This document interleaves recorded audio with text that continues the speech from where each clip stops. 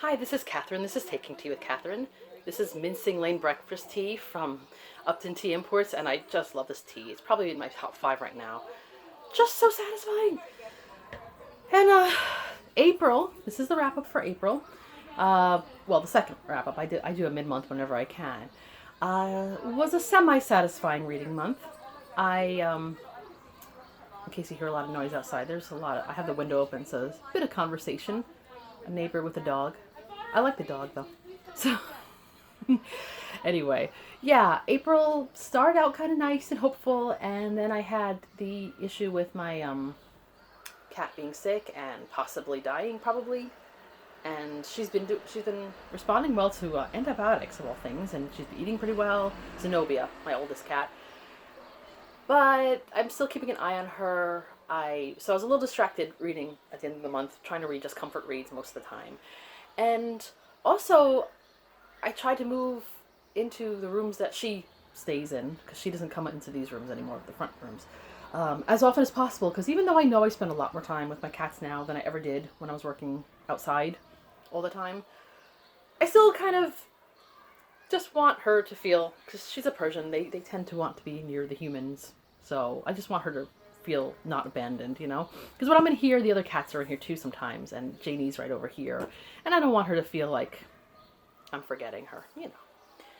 Maybe I overthink these things. But anyway, I finished 6 books in April, which isn't terrible because also I was reading essays. I think yeah, I was reading mainly magazine articles though, as far as other not book reading, and I enjoyed it. So it was part of my goal to read not just books and still not feel guilty that I'm not reading books all the time. But I am still reading books all the time. Anyway, I only finished one mystery. There's a mystery that I started, but I'm gonna finish it up in May, and it is related to gardening, so that will work probably toward Springathon anyway. So, but I finished by book or by crook, the first in a new series 2 years back, by Eva Gates, and she is also the same person as Vicky Delaney, who writes the Sherlock Holmes bookshop mysteries. And I like the Sherlock Holmes one's the best of her series that I've read so far. This is still excellent premise. A library in a lighthouse, based on a real lighthouse in a real area. I think in North Carolina, but not this. That actual lighthouse does not have a library. But maybe alternate universe or something. So Lucy starts to work here after having worked for some time in a library, I think in Harvard, and her aunt lives down near the lighthouse, and now I want to read Virginia Woolf's to the Lighthouse. Anyway, I've been like going down to this park in Queens that I can walk to. It's a long walk, but it's a nice long walk on a good day. And from there, you can see across to Roosevelt Island, which is an island between Queens and Manhattan. And at the very, I think, northernmost tip, I think, is a lighthouse. So I've been looking at that lighthouse like, hey, I remember you. But I haven't been actually to Roosevelt Island recently. 2 years ago. You don't need to know this. Anyway, so she gets this job as a lighthouse librarian. She even gets to live in the apartment in the lighthouse. Her aunt lives nearby. She works for a person named Bertie, a woman who becomes a suspect in a murder. This man who's part of this committee to, I guess that dispenses money. And it could be a little threatening as far as the library is concerned. So the fact that he dies after a moment where he threatens to, get rid of the funds for the library, and Bertie's kind of angry about that. Kind of looks bad for her. But anyway, so Lucy obviously doesn't want her to, wants to clear everybody's names, but she's still new in town, dealing with the fact that she's basically an outsider, even though she's been to this area often.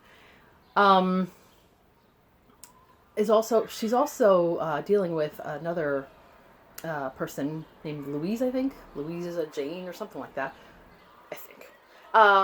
Who thought she was going to have this job and keeps coming in and making all kinds of remarks to Lucy Lucy kind of falls for. And Lucy seems a little bit too, I don't know, not always bright, but about things about the lighthouse being haunted, stuff like that. I'm kind of like, if this series is going to continue having this Louise character, I think her name is Louisa. I could be getting mixed up with the other series because there's always seems to be someone with that name, but whatever. Um, there's the other person with the L name. I won't want her to keep making an appearance in the series, but she probably will. So it's kind of turned me off a little bit. I don't know. I'm sick of, you know, these female rivalries. I'm not saying that I can never see that, but it's just it was just seems a little bit, you know what I mean? And and also there was a lot about, you know, main character Lucy constantly, you know, justifying herself whenever she eats any kind of pastry or whatever. And I'm like, can we not deal with that again? You know, I've read Bridget Jones' Diary. I like Bridget Jones' Diary, but I don't need this. But so obviously this was not my favorite of this author's books, but still it was bookish. I like a good bookish mystery. There was a good cat. I think the cat's name is Charlie, who was a fun character. They also get a collection of Jane Austen books on loan, that some of which go missing, which is scary because some of them are really, really old. They're very, very, very old. And but there's also, I think, a journal of Jane Austen's that pops up that they have in the collection that seems to be okay. But I was kind of like, wouldn't that be a very, very big deal if that popped up? But anyway, and this librarian Lucy, who seems to be very smart, who absolutely adores Jane Austen, doesn't seem to know enough about Jane Austen. I don't know. So I felt like it was a little bit loose. Like, I hope that the series, if you know, that it feels a little tighter. I don't know if that makes sense. So yeah, I liked it. I had a nice time with it. I gave it 3 stars on Goodreads, and I might read. I keep saying I might read it again, the series, but you know. Let's see, what else did I finish? Because I have a couple books here that I didn't finish, so I'll show you to that. Show you to that later. That's not English. This was actually good to read in April. It just seemed to work for me. Jenny Lawson's Broken in the best possible way. This is, I think, the 3rd of her kind of like essay/memoir collections.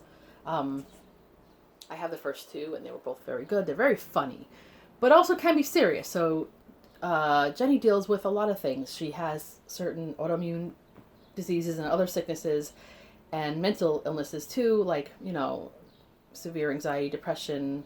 She also has ADHD, so a lot of these things come together to affect her very much. And she still has a sense of humor about life, but still, I think the main chapter here that was important is one about like an open letter to the healthcare system, you know, health insurance and everything in the United States, and how very much of a struggle it is to get coverage for very important things.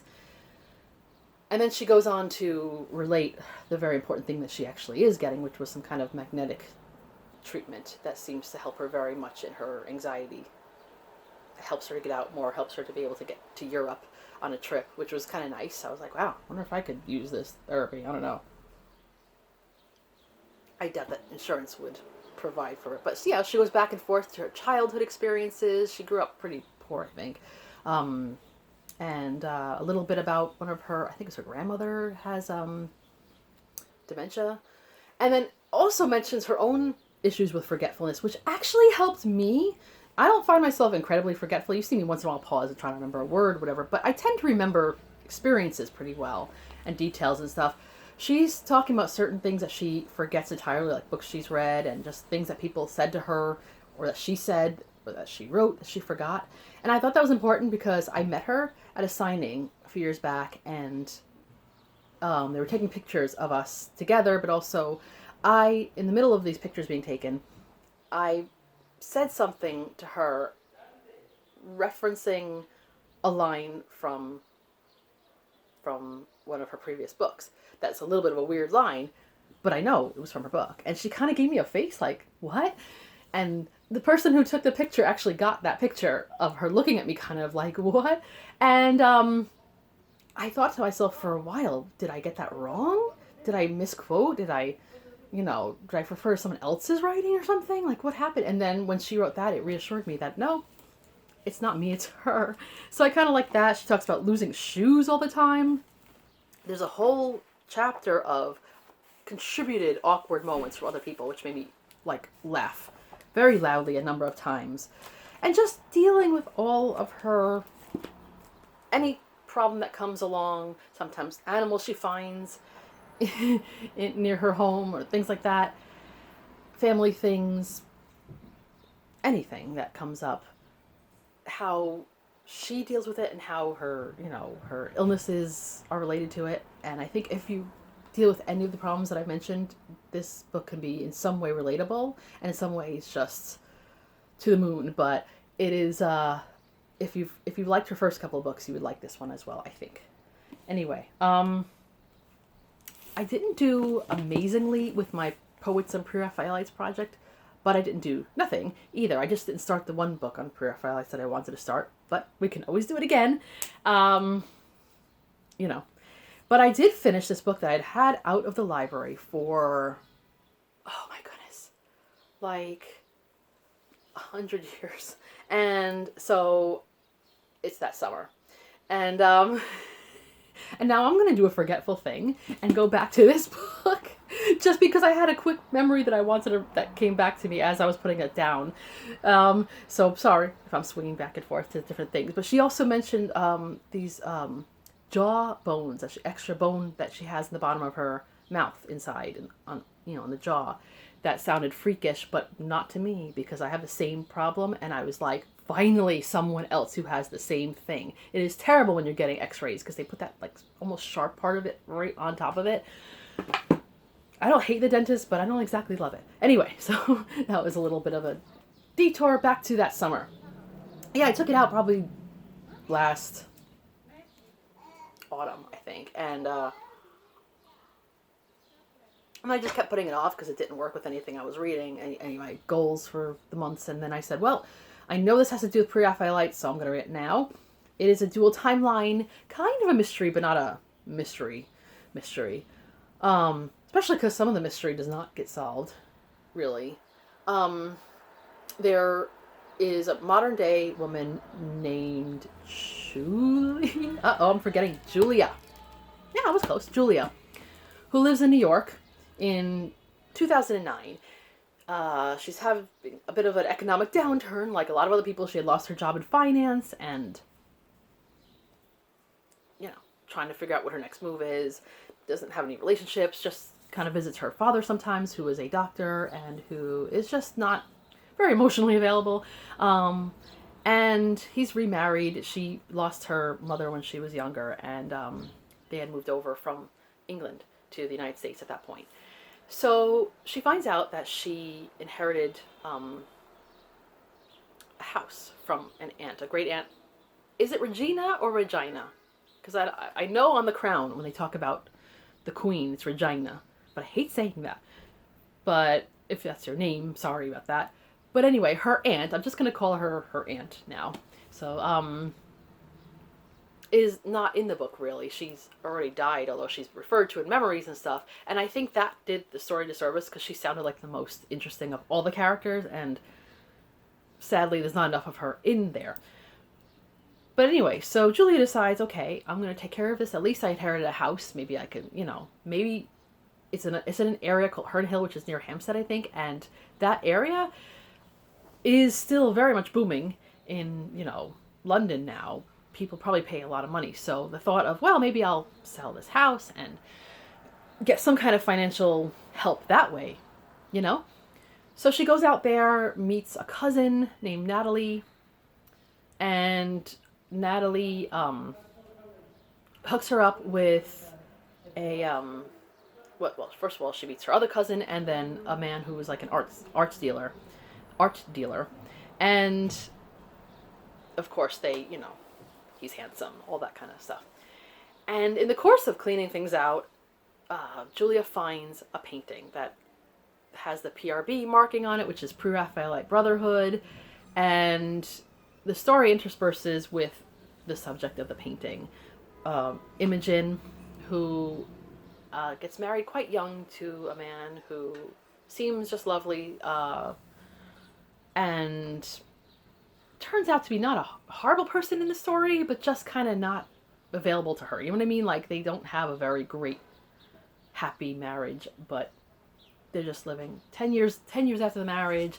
A couple of pre-Raphaelites come over to look at some of his medieval stuff, and one of them is Rossetti, who is a real one, and then there's this other guy who I'm not sure is real or not, and then this man named Gavin Thorne, who I googled to see if he was real, even though I had not heard his name, and I figured I knew all the original pre-Raphaelites, but as soon as I did, a spoiler popped up, which was terrible. So I think he's only in this book.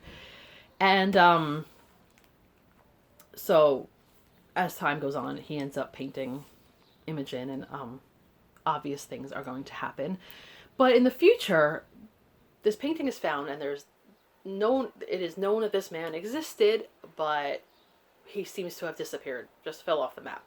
What happened? So that becomes the main mystery between that and Julia having memories returned to her of her younger years before her mother died, which kind of was weird to me that she had forgotten all these things, but I guess it was just a traumatic situation that she buried, you know? Along with her English accent, she completely got rid of that. But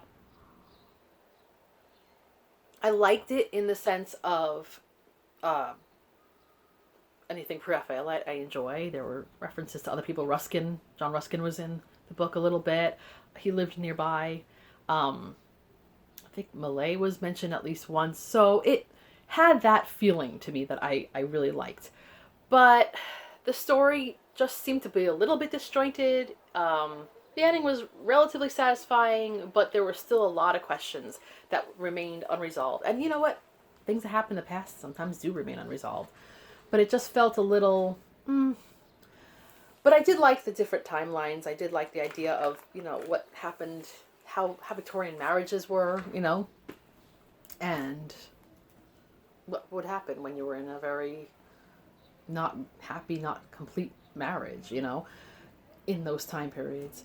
So, I don't know. It had a good, a slight feeling of historical fiction, a slight feeling of, contemporary fiction, a good quick read, but again, a 3-star. I don't think I was just giving out 3 stars because of being, a little bit in a bad mood. I think I just happened to have come across a couple of 3-star reads this time period for me. And although Jenny Austen, I would say, was more of a 4 or a 4.5, I'm not sure, broken, because I did really like it, but there were a couple of chapters I just didn't feel. So, that's nothing against her, it was me. It's not you, it's me. Alright, so those are the books I completed. I have a number of books going, one of which is Dante. I am still reading, I haven't finished the Inferno yet. I am doing it, reading along with Jennifer Brooks' group. She has a Discord, and there's a lot of people on there. They tend to converse mostly when I'm somehow outside and can't really, participate. But once in a while, I've chimed in here and there. What I'm really doing in this is just taking my time, enjoying it. It is also poetry, so I'm, reading more poetry. There's footnotes and explanatory notes in the beginning of every chapter, and I'm glad that it's on the same page because I hate having to go to the back constantly. I hate having to keep flipping to the back to look something up. It really just gets to me. So I like that it's there. Some people find that distracting when it's on the same page. It can be, but I'm okay with it. I'm just kind of reading it straight through, not putting too much research and effort into it unless I'm really curious about something. I did look a little bit up at the Paola and Francesca, which is one of the most well-known subjects of the book. And mainly because it was also subject for pre-Raphaelite paintings, especially Rossetti. He did a really good one of not just the couple, but of Virgil and Dante touring, and I thought that was kind of cool. I think I'm only getting a surface understanding of it, and that's okay with me. It's the first time. Maybe I'll look into it a little further, but I think I'm happy with it too. Amazing how much is mixed in like mythology, Greek mythology in here. And how many times there are people that I think were his somehow political enemies of some sort, and he like metes out punishments to them. It's almost funny, but yeah, I am enjoying it, but just slowly. A book that I have started and I like, but I'm not as engaged with it as I thought I would be, because I finished John Adams in April, and I really enjoyed that, almost every minute of it.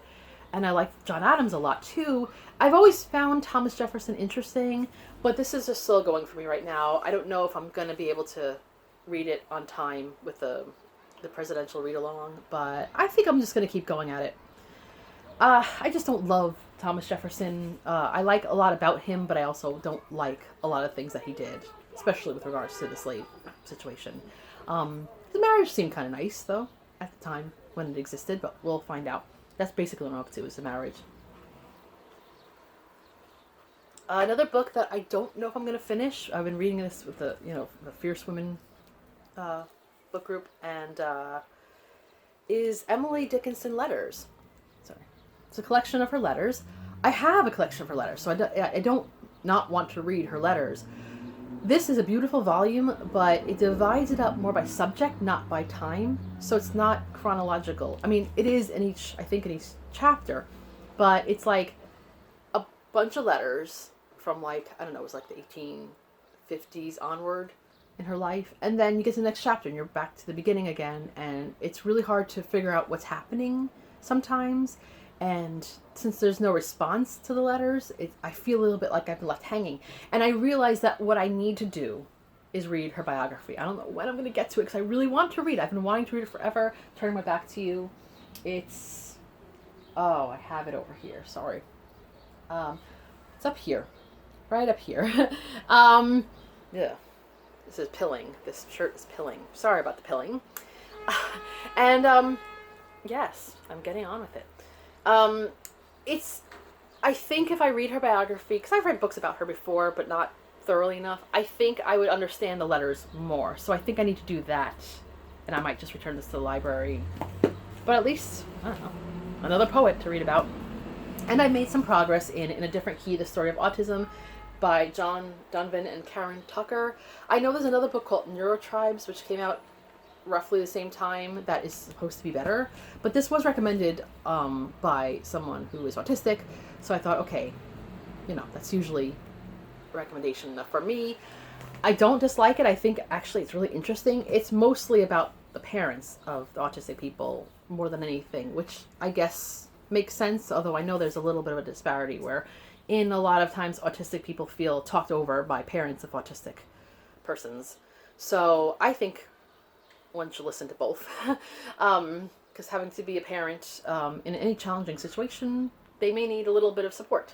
But also, if you are actually autistic, that became a hashtag because people were writing on social media about autism and not listening to autistic people. So now people are hashtagging actually autistic when they're like, hey, I have a voice, let me say what I'm going to say. But anyway, so this is mainly a history of autism as it was recognized, not entirely, through the years of possible autistic people. There was a couple examples of it, but really, it is important though to learn about the parents as well, because at some points in history, people blamed the parents, especially the mothers. They would say, "Oh, your child is autistic because you did not love your child enough. You were cold to your child. Now your child is autistic. Your fault," which makes zero sense to me, because a lot of these parents had other children, and they were perfectly good parents and the perfectly happy children, whatever, and it's like, yeah, so we're kind of there. I'm kind of still in the 1960s, so I'll keep going at it. I'm just not rushing. So that was my, I think that's everything. That was everything for April. A lot of other things happened in April, but that was my reading activity. Hope you had a good April. I had, like I said, a semi-good April for reading, just things got in the way. So let me know if you had a good April, and if you have wrap-ups, I'll probably be watching that, so that's great. Hope you're having a good May now, and this is Catherine at Taking Tea with Catherine. Have a lovely tea and book-filled day.